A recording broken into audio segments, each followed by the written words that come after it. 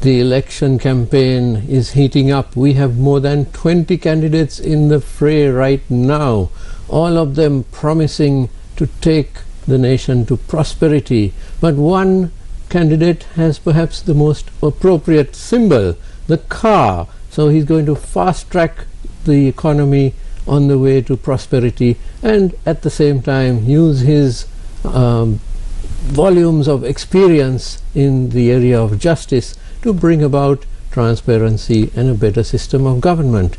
I'm speaking to Dr. Wijeyadasa Rajapakshe, who was up to a few days ago the Minister of Justice. Welcome, Dr. Rajapakshe. It's good to have you on the show again. Yes. Tell us, you're now a candidate from the National Democratic Front, the NDF. What are your plans? How are you going to campaign? Is it a nationwide campaign, or are you in particular areas of the country? This National Democratic Front, we have formed as an alliance led by 𝗖𝗵𝗶𝗶𝗶𝗶 Freedom Party, and our campaign will be all over the island. Since the day that I declared, that is the 1st of August, I have visited more than 10 or 12 districts covering the southern province, eastern province, northern province, and north central, as well as Monragala district. Now our organizational structure is there, that had been weakened for some times because of the some internal struggle of the party. Yes, so we will get to that one as well. But when I go to those districts, that all the people who were rather away from the activities of the party because they were really fed up with the politics, but all are now coming forward, because you cannot, although you are fed up with the politics, you cannot ignore the politics, because that is your life. All the decisions taken by the politicians are affecting the life of everybody, and people have realized it. That is how that there was a big struggle in 2022, 2 years ago, that is Aragalaya. Now that people are well informed, well educated, they know that what their rights are in a democratic government, and they will come forward, and definitely that's I am having the support than what I expected at the beginning. Excellent. Tell us a little bit about what's going on with within the SLFP. It's all sort of fallen apart, and it's very sad to see, as a Sri Lankan, the 𝗖𝗵𝗶𝗶𝗶 Freedom Party, which has been something that we grew up with for I think the last 60 odd years, and it is struggling right now. Tell us what the current position is, giving due regard to the fact, of course, that this matter is before court, so we mustn't say anything which is prejudicial. It's still the 𝗖𝗵𝗶 Freedom Party is the heart-touching party of majority of the people of Sri Lanka. SWRD Bandaranaike, a well-educated person, Oxfordian, who formed that government, had realized if we have to have a progress in this country, it is absolutely useless to go on that, you know, that capitalistic form of government, also the leftist government too, either socialist or that Marxism, whatever they say, communism. This is a country where that's the people have been with many disciplines and with many religions. All people are religious.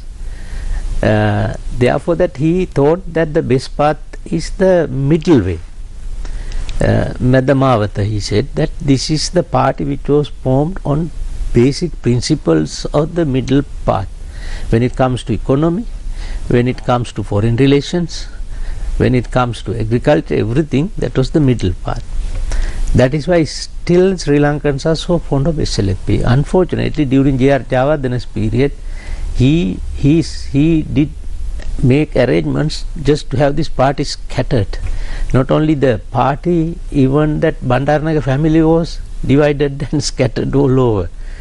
Now of course, during the last few years there was a weak leadership commencing from Chandrika, then Mahinda Rajapakshe's whole. Although that they contested from different parties since 1994, that their vote base was SLP. The core was SLP. Now of course, when the party people realized that executive committee, the Politburo, when they realized that they cannot go like that, they need some visionary leadership. They invited, this is an exception in the history where, you know, for the party leadership people have been killed and many struggles, lot of conspiracies. Here that is very transparent and straightforward. They came and invited to be their leader. Then I accepted. They 2 times they elected me. One time that there were over 120 members of the executive committee, in the other one over 140 people. All people unanimously adopted that I should be the chairman of the party. Unfortunately, that there are a series of cases. I do not know, as a lawyer I have never experienced this kind of litigations. One after the other, I heard more than 10 or 12 cases. I am not bothered, I am not wasting a minute on these litigations, because it makes no matters for me for this election. I am continuing my election in the SLP mechanism from top to bottom. At least 90% of the people are with me. I am going ahead. The 𝗬𝗵 Sirippala group, less than 5 to 6 people, they say that is the SLP. Then Dayasri Jayasekara, Jagat Sumitipala, sorry, this Tilanga Sumitipala say they are the SLP. But all those people are less than 10 people. Now one way I am happy with their departure, that the party is cleared. Now we have a clean membership. I see. So looking beyond even this election, Dr. Rajapakse, do you hope to rebuild the SLFP back to where it was? In fact, that I have already done it, not completely. My election program is aiming for 4 elections. I am going to have 10,000 candidates. Soon after the presidential election, 225 parliamentarians, over 450 provincial council members, over 8,800 local government members. I am making the full battalion, and the same, you know, that effort. Now 50% I have covered now. Another 50% I will complete within next 2 weeks time. So you are preparing for not just the presidential election, but the general election right afterwards, and then possibly the provincial council and the local government elections. Am I correct? Correct. Right. So it's very good to see that you are in fact on the path of or supportive of local government elections and PC elections, which have been delayed for years now. Yeah, that's, you know, under my leadership, or even when we are having a stronghold in the parliament, I will give the assurance that nobody will be permitted to postpone the elections. Elections have to be held in terms of the constitution and the statutes. You know that how many attempts were made just to postpone this presidential election 2024 to 2025, just, you know, hanging over small, that's the mistake in the constitution in one article. How many cases were filed? Therefore, that is why early also I assured, I said that it confirmed that if not for my presence in the cabinet, this cabinet, the people would have been deprived of an election to elect the president in 2024. Interesting indeed. We have, I think, clarified the constitutional position on that because of the Supreme Court judgments. But could you take us through the constitutional position of that again, just to refresh our audience's minds? I presented the 19th Amendment in 2005 during 100 days government Yahapalanaya. When we presented that bill, there were certain parties who challenged the provisions of the bill in the Supreme Court. The Supreme Court made a determination.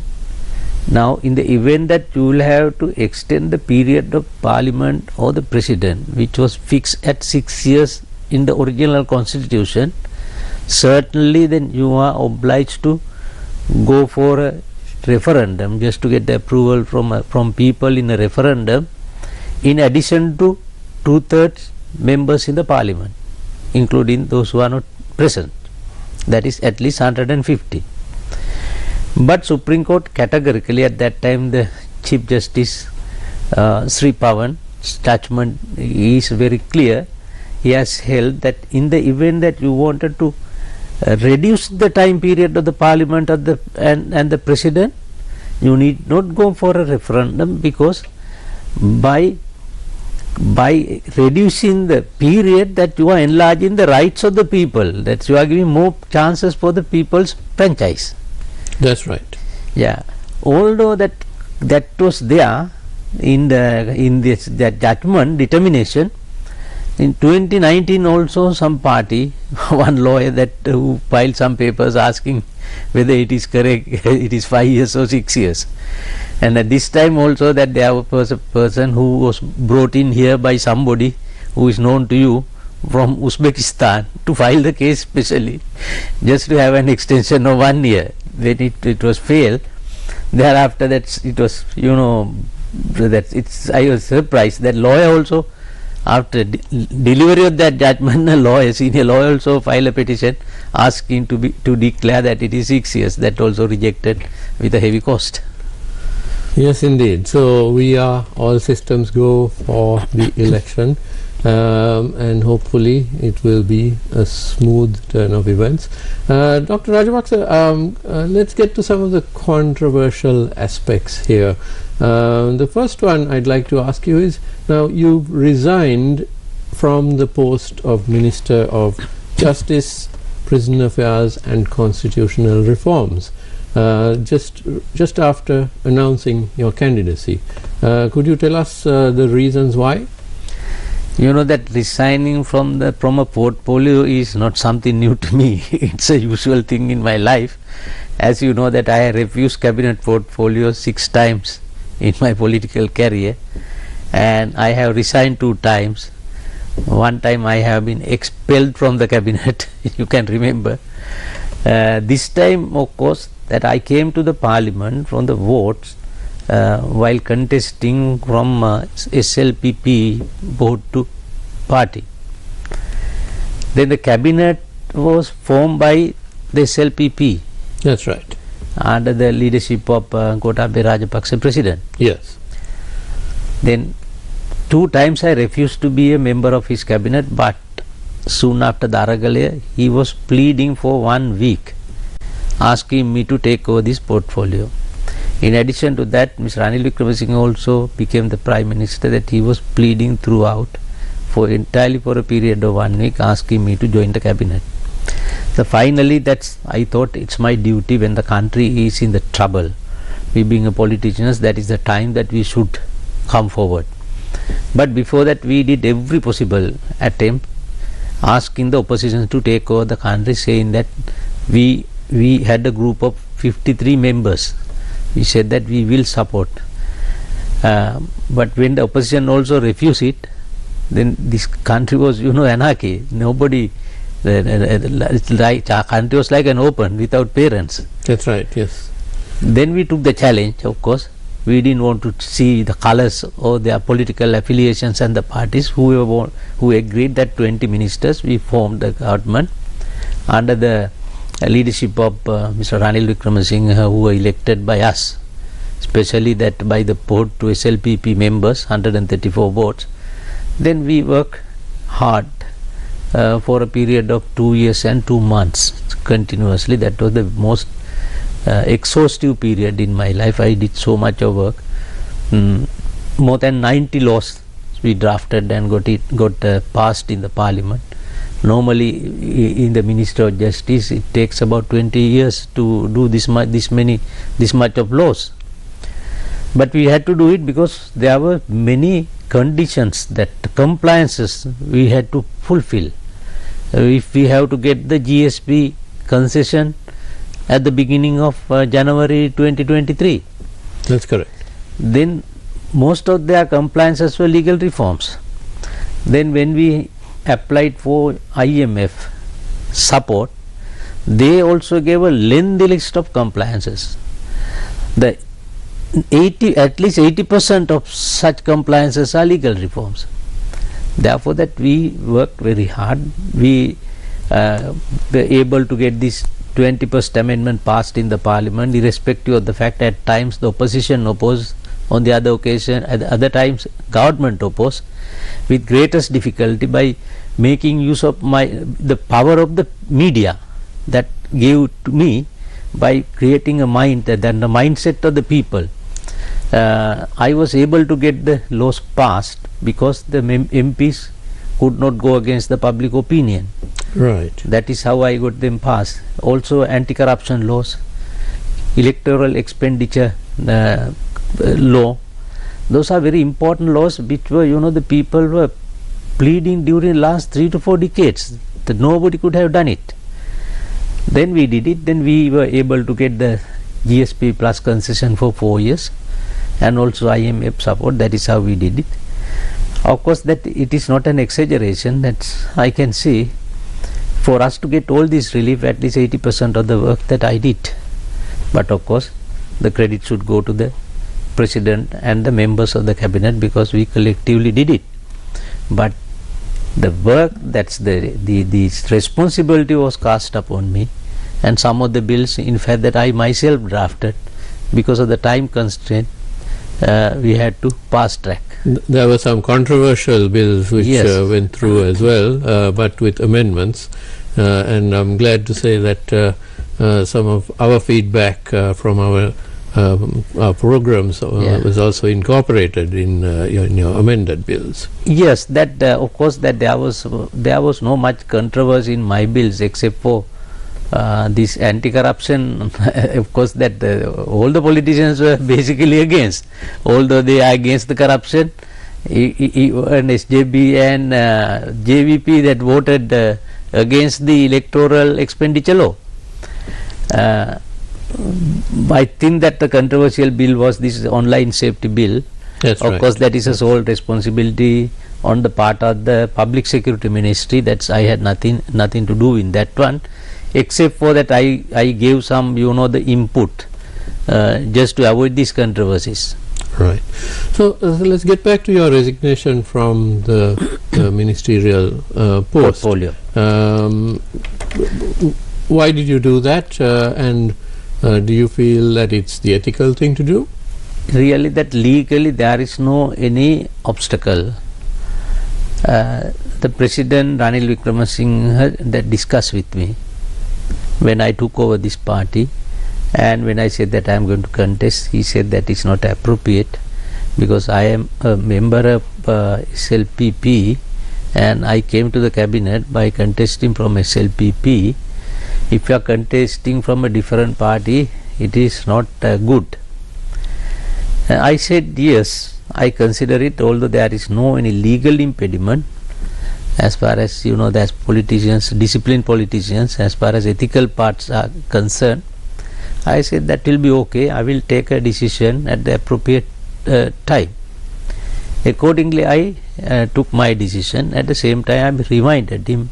I wrote him also the better that he should follow me, because when I decided to contest from a different party, whereas I was a member of the SLPP cabinet, after my declaration, few days after my declaration, the President also declared he also will be a candidate not from SLPP, from a different group or that independent group. I think that if he is a person that who has regards or respect to the democratic norms and principles, he also must resign. I inform him in writing on the day that I resign. An interesting proposition indeed, Dr. Rajapaksa, but I'm afraid that that has not, perhaps it was considered, we don't know, we didn't hear about this, but now we are hearing from you, but the President continues to be the President. And of course, considering that the last President was unceremoniously thrown out of office, perhaps we do need the President to remain until the election, yes. To have some continuity. We do have a lot of chaos in the meantime, but I do get your point about the ethics of it. I never thought that just because I say, oh, that because the ethical norms and values of the democracy, he will do it. But as a duty, I reminded him. Right. So now coming to the post of Minister of Justice, which is a very crucial post right now with all these cases and challenges to the Constitution and everything ending up in the Supreme Court. Dr. Rajapaksa, the President has opted to take on the powers of the Minister of Justice for himself for this short period, no doubt. But how ethical is that, given that he is a candidate, and should he not have appointed another person to the cabinet, or perhaps handed over the justice portfolio to another existing minister? That is, of course, that is a prerogative rights of the President. Of course. Powers is vested by virtue of the Constitution. If there is no minister on a particular subject, by operation of the Constitution, he holds the authority, President holds the authority as the Minister of Justice. But in this cabinet that I think there are another 18 or 19 ministers left, except me, all the others are there. Then there are state ministers that I cannot say exactly what the reason, only he can say it, but I believe that he has no trust on anybody else to give this responsibility. Interesting indeed, and it's a wonder that the government continues to function with all these nuances coming in, a lot of cloak and dagger stuff behind the scenes. We never know who's going to be where tomorrow, isn't it? Correct. Correct. Now the thing is this, the people are further fed up with this political culture. Now you look at, there was lot of allegation against SLPP government because it was full of corrupt people, and that is why these people got into the road to make an Aragalaya. But now when it closer to the election, you can see the same stuff is shifted, their alliances to the present President. The earlier that all the allegations were that there were all the corrupt people in the President's government, and that is how people voted for SLPP just to send off UNP. That's right. The party which had 106 seats in the parliament in 2015 came down to 1 seat that is also on the national list, yes, within 5 years. Yes. Because of the corruption charges, allegations, the people completely assured that party should disappear from this island. But people appointed, elected the SLPP, they realized that it is worst. Now when the President says he is going to contest as an independent member, over 92 people, all those that bad stuff according to the people's thinking, all the worst stuff is all now surrounded the present existing President. Then how can people rely on this democracy? It's quite dizzying trying to keep track of who's where at any given time. And although 92 people, 92 MPs have pledged their support to the President, there's still almost 50 days to go, and there are many who have from the SLPP who have publicly said that some of those 92 or many of them might go back to the SLPP. Is that a possibility? Definitely, if there is a slightest indication that 𝗬𝗓 Rajapakshe or his camp is getting more stronger than the other groups, all the 92 people will be with 𝗬𝗓 Rajapakshe. They will be shipped within 2 seconds. But this is not a stable political culture, is it? That is why I came forward. I want to overturn this political culture. I will make sure with my campaign in the next parliament that there won't be more than 25 members out of the existing members in the parliament who will be returned after the next general election. Therefore, that I have opened the door with the anti-corruption law and electoral regulatory law, expenditure regulatory law, just to get rid of all these rotten politicians and the rotten culture, and to get the educated people and youngsters to the parliament. That is my determination. That all I am certain that I will fulfill it. Within next few months I will do it. We are having a fascinating conversation with Dr. Wijeyadasa Rajapakshe, a presidential candidate. We will cross over to a short commercial break right now. Don't go away, we'll be right back.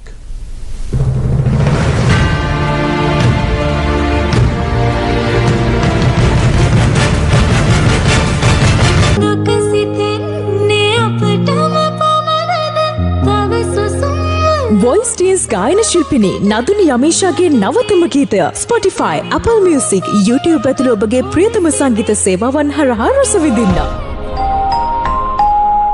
Entertainments.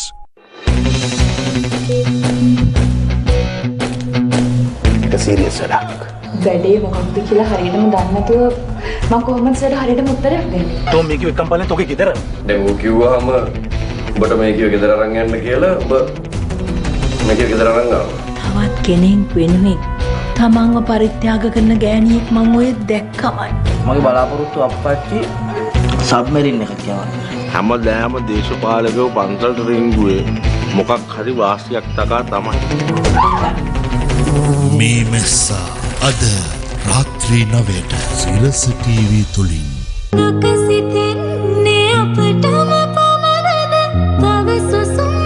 Voice ගායන ශිල්පිනී නදුනි යමීෂාගේ නවතම ගීතය Spotify, Apple Music, YouTube ඇතුළු ඔබගේ ප්‍රියතම සංගීත සේවාවන් හරහා රස විඳින්න. Entertainments.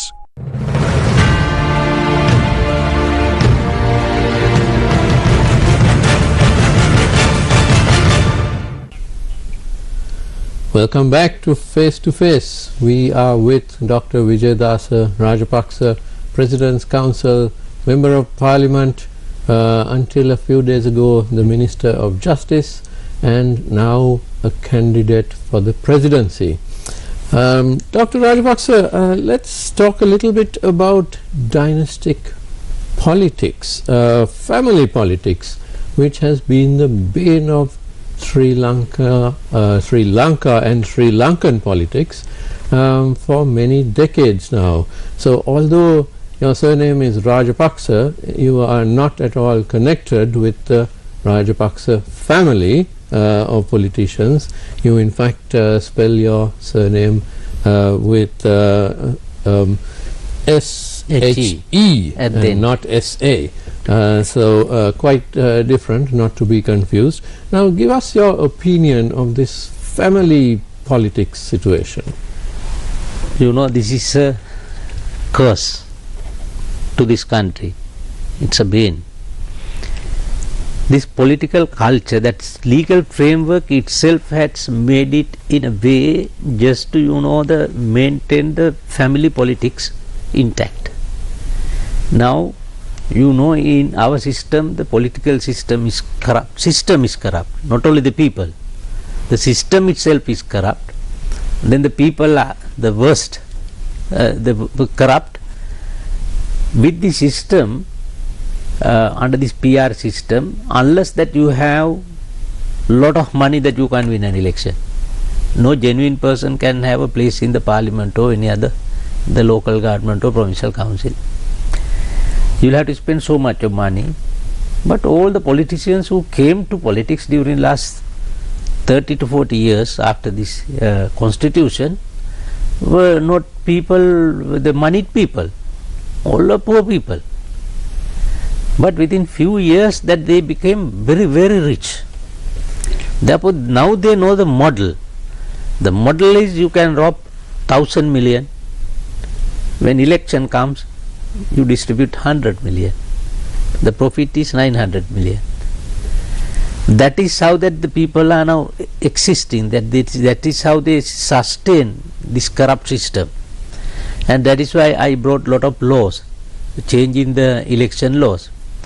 Now, when the father or mother become a politician, then they ensure the next, in the next generation, that their children will be prosper in politics. Therefore, the system helps.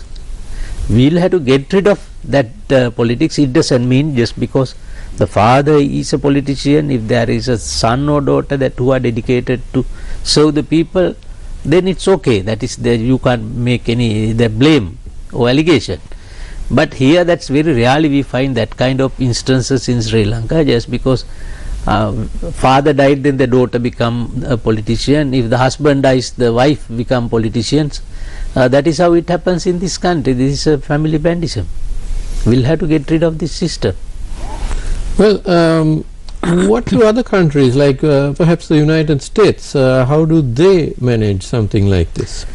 Their constitution is solid, and they are not bothered about the family background. Even the black person like Barack Obama, although the black population is less than 20%. That's right. In that people voted for him. There is no issue, because that system is very strong. Whether it is a black man or white man, it makes no matter. Whether it is a woman or man, it's not a problem. Whether it is a Republican or Democrat, it's no issue. They know within which what they can do. They cannot go beyond the system. Likewise, that the president can dissolve the parliament at any time. After 2.5 years, we put a barrier early, otherwise at any time after 1 year. In USA, you can't do it. Now, their country, that they have a better safeguard. Just because the parliament takes decision, it won't become a law. You have to take it to the upper house. That is a galaxy of intellects. Then that they also have to pass the law. Therefore, even if there is any blunder or mistake done by the lower house, the upper house will correct it. Can you remember that when during the Obama's period, Senate did not approve that appropriation bill? The whole government was closed. That's right. For 2 weeks. Yes. That is the power. That is to control it. Unfortunately, however much that they are learned in politics, during Mrs. Bandaranaike's period, the council, which was instrumental, basically instrumental in making the new constitution, Dr. 𝗠𝗲𝗱𝗶 Silva, they did the biggest blunder in this country, that is by repealing our Senate. If we had a Senate, we could have avoided many problems on these ethnic issues, language issues. If we had the Senate, in fact, that there was no possibility or there was no reason for India to get involved forcibly and ask us to bring the 13th Amendment to create the provincial council, because all the people numerically they are considered as minority, but they are all full citizens, equal citizens in this country, but their rights were well looked after by the galaxy of intellects, in which their highest recognized community leaders were members of the Senate, like 𝗕𝗓 Nadesan, and people did not have any uncertainty or fear. about the legislature. But now it is not like that, because we don't have a Senate. In fact, that I have proposed, I have presented a cabinet paper for a Senate. In principle, cabinet agreed, but at my request, it is withheld till the next parliament, because at the eve of this election, if I try to bring that on, the people might think that I am trying to disrupt the election process. Secondly, I myself believe that this 2-3 months period is not enough to make that kind of drastic changes. At least we need 1 year period just to have a dialogue with the society.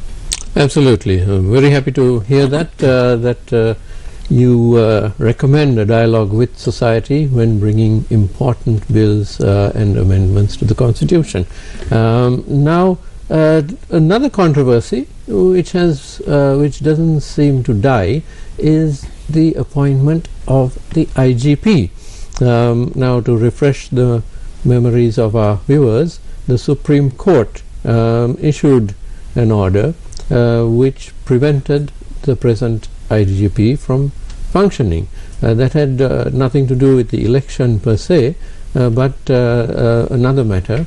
However, this came on the eve of this election, and it seemed to throw a lot of politicians into a frenzy. Would you like to comment on that? Yeah, in fact, that with regard to the procedure adopted in giving the approval for the appointment of the IGP in the Constitutional Council is questionable. Right. That is why some parties had gone to the courts. The Supreme Court was convinced, prima facie, not a final judgment, prima facie, if the court is convinced that there is a serious matter to be looked into and determined by the court, depending on the nature of the injustice caused, they can issue interim orders. In this case also, that they have issued an interim order on that basis. It doesn't mean that the IGP is removed, that his substantial post, if not for IGP post, is there, but that this functioning as the IGP is suspended. Now it is obvious, when the vacancy is there or suspended for a limited period, then appointing authorities under the obligation of making an acting appointment. That's right. That is the ordinary law. But here this is the greater obligation and responsibility on the part of the President, because the appointing authority is the President. Yes, indeed. And yes. Therefore, that you cannot keep a country without IGP even 1 day. That is the precedence that we have followed, not only we, all over the world. Without IGP, the lives of the people are at risk. And therefore, it is a constitutional obligation on the part of the President, who has taken an oath to uphold the Constitution and to protect the Constitution.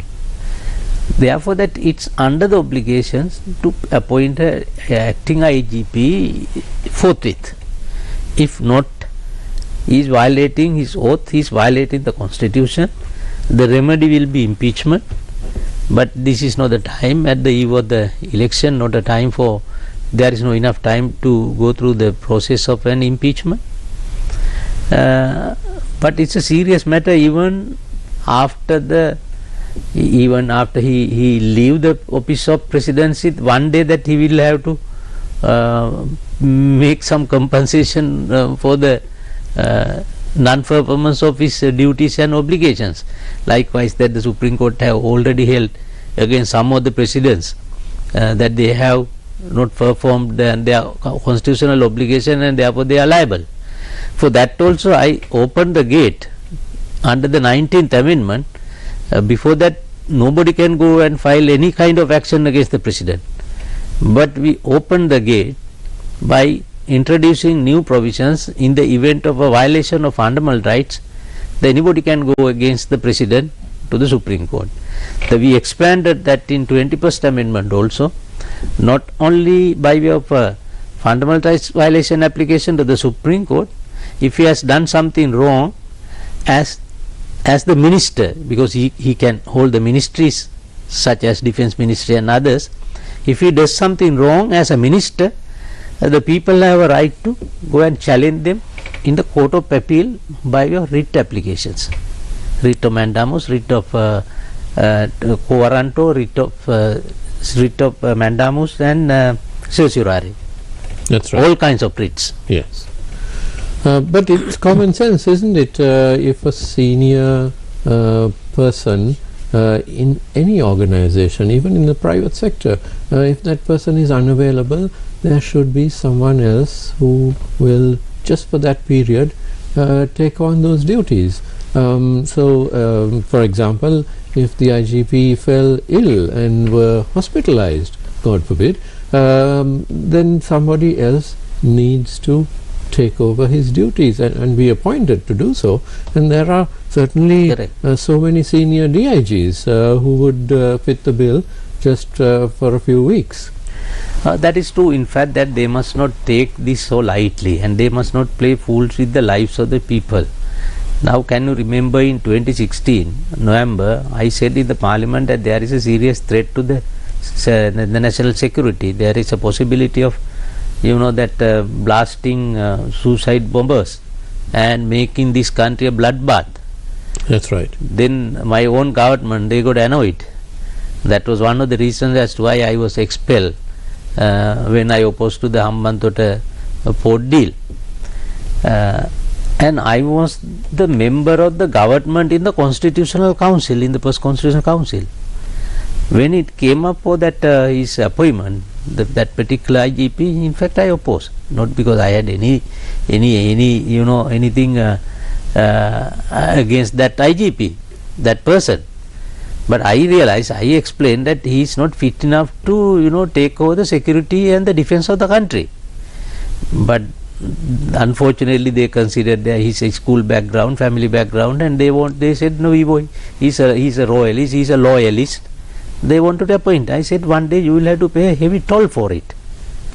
After 29 months, what happened? The Easter Sunday attack took place. In fact, that the final conclusion part of that Easter Sunday Presidential Commission says all these disasters could have been avoided if the government listened to what the Minister of Justice said.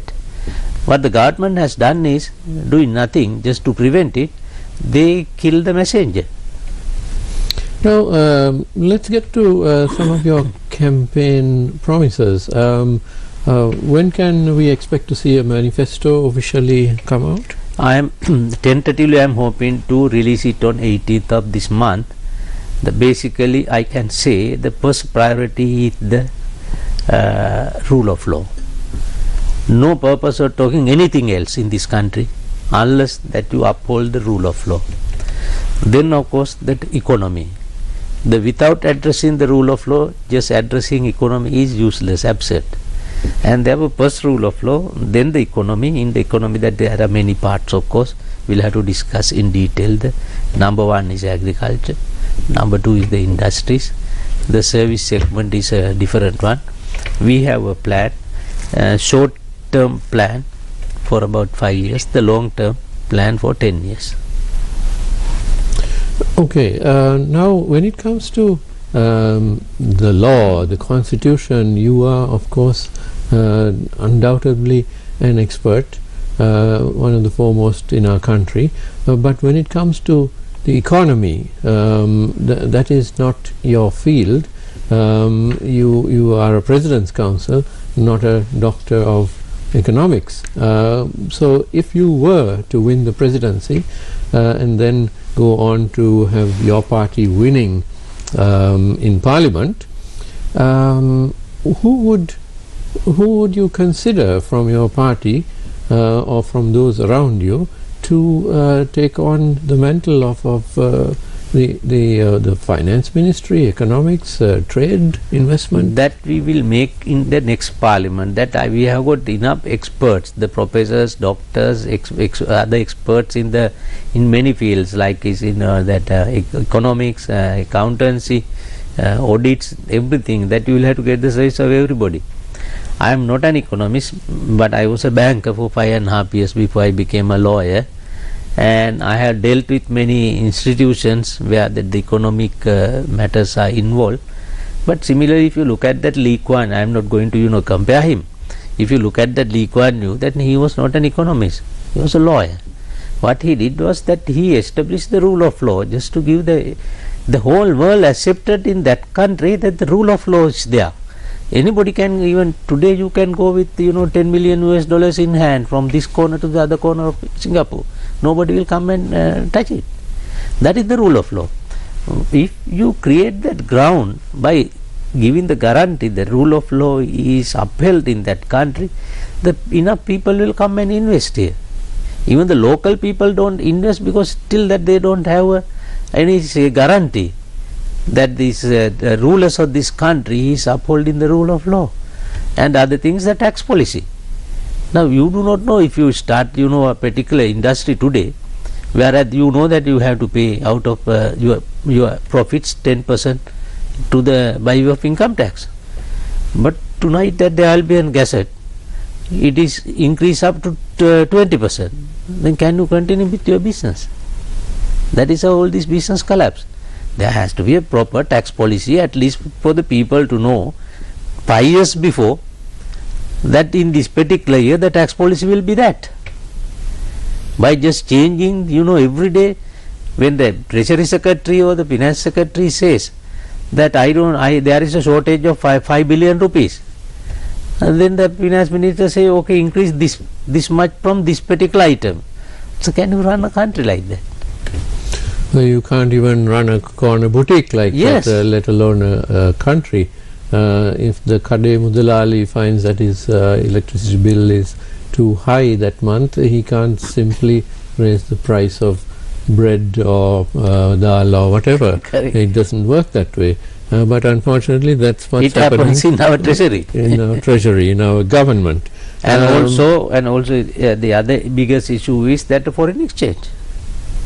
Now all this international report says that over $57 billion that had been parked in other jurisdictions without bringing in here. But what is the response from the financial authorities? At least have they made an inquiry? How many times that we have raised that in the parliament? Interesting indeed. And of course the taxation issues in this country are paramount, because at the lower end the cost of living is driven by high taxes, isn't it? No, in fact that there are few deciding factors. One is the tax. Tax means that different kind of tax, that's tax on profits, then the VAT, and different kind of taxes are there. Withholding tax, then custom tax, custom levy also a tax. In addition to that, this financial market, that our central bank totally failed during last 20 years to tackle the financial policy. Now as it is, even there are some good entrepreneurs who are having a vision, that who are having that that's the capacity to do it. That our what is our financial policy? Now last several years that we learn a bitter lesson. Most of the people became bankrupt, that whenever there is a 1 or 2 months default of installment, the banks are going parate execution. But most pathetic part in our country is now they abuse all these powers and destroy the business community, entrepreneurs, and show in their balance sheet that they have earned 10 billion, 20 billion, 30 billion, big amounts. That our people think the banks are strong, but it is temporarily. How long can they go like that? When the business community become weakened, then in the future, what are they going to do? And you take the government policy. In the two government banks, Bank of Ceylon and People's Bank, it was reported that non-performing loan has gone up to 320 billion rupees, 620 billion rupees. Now if that money, most of the things, these are that they will waive off.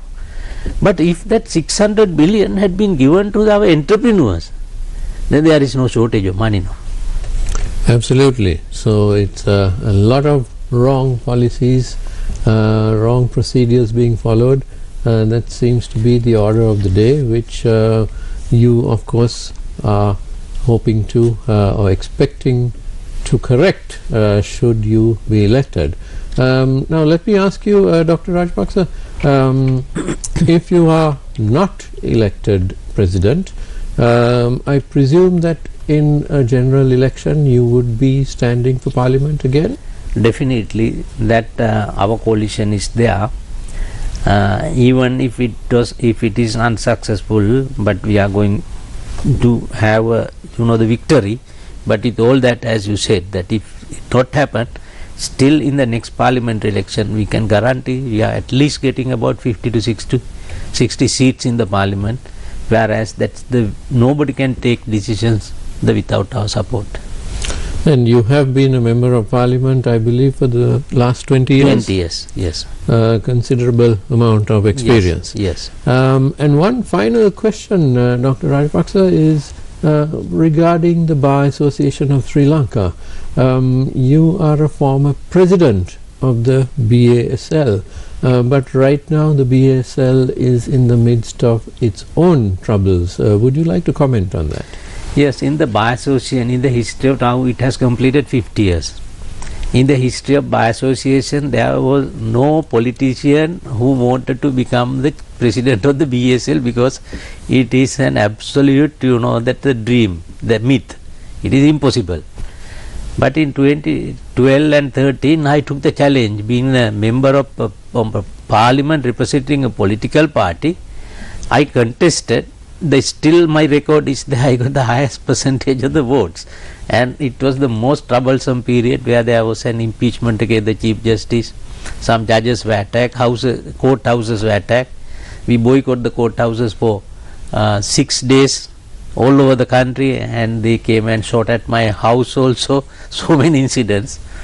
But one thing that I have been to every part of the country, that's over 100 seminars, workshops, other functions, everything we did voluntarily, not at least for a fuel that we have never taken even a cent from the Bar Association.